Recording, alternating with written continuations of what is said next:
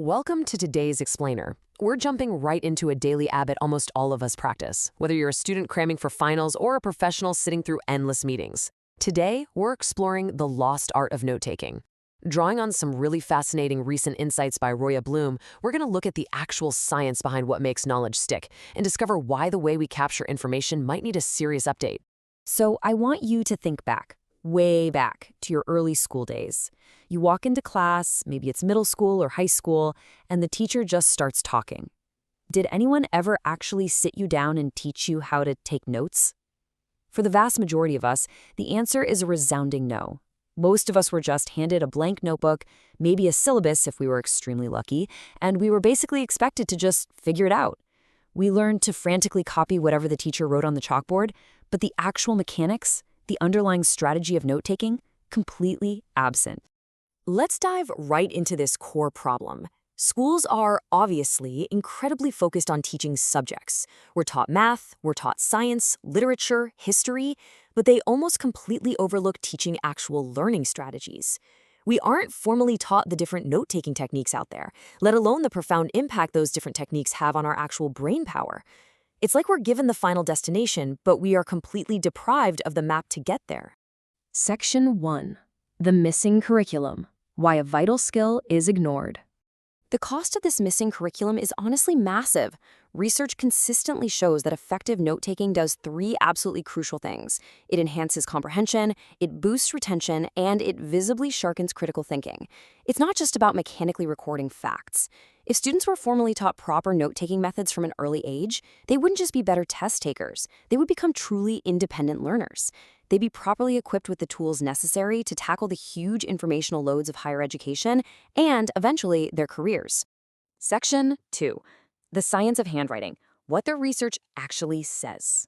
The pen is mightier than the keyboard. That is the boldly titled and perfectly named 2014 landmark study conducted by researchers Pam Mueller and Daniel Oppenheimer. This study completely flipped the script on our modern reliance on digital note-taking. In an era where literally every student was racing to bring a laptop into the lecture hall, Mueller and Oppenheimer paused and asked a very simple question. Is this actually helping us learn? Well, the findings of that 2014 study were stunning. When researchers compared students who took handwritten notes against those who typed their notes, the longhand note-takers won out across the board. The students writing by hand demonstrated significantly better conceptual understanding of the material. They showed much stronger recall over time, meaning the info actually stuck in their long-term memory. Plus, they forgot far fewer intricate details. But why? Well, it all comes down to how handwriting forces the brain to actively rephrase and structure information on the fly. Section 3. Typing versus writing. The myth of speed. What's truly fascinating is the direct contrast between these two physical actions. When you're typing, you're basically engaging in word-for-word transcription. It's almost a mindless physical act. The professor speaks, and your fingers just transcribe the audio directly onto the screen. It completely bypasses the brain's deep processing centers. But with handwriting, because you physically cannot write as fast as someone speaks, you're forced to engage in an active, deeply cognitive exercise.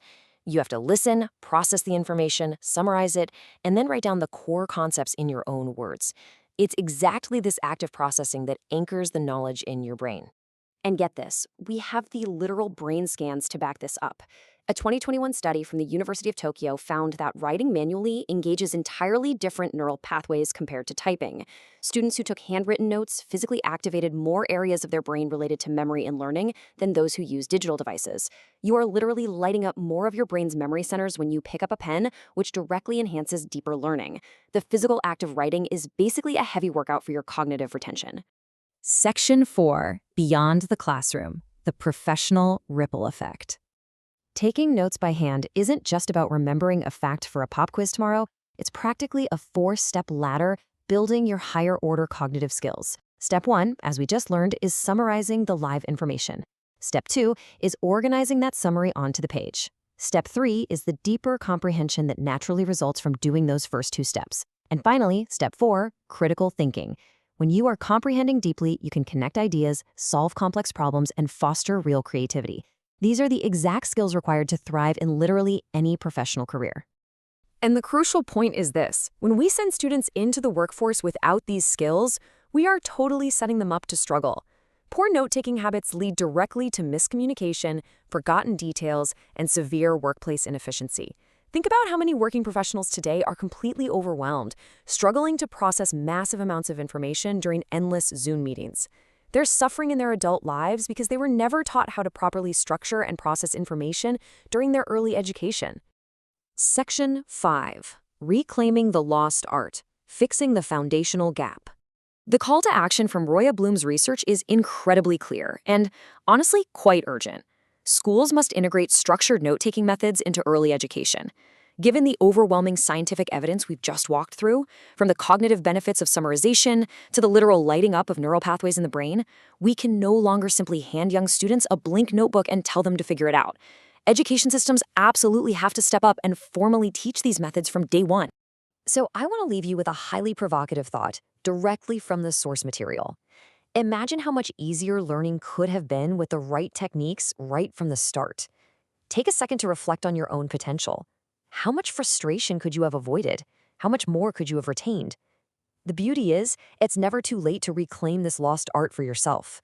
Pick up a pen, grab a piece of paper, and start actively engaging with the world of information around you. Thank you so much for joining me on this explainer today.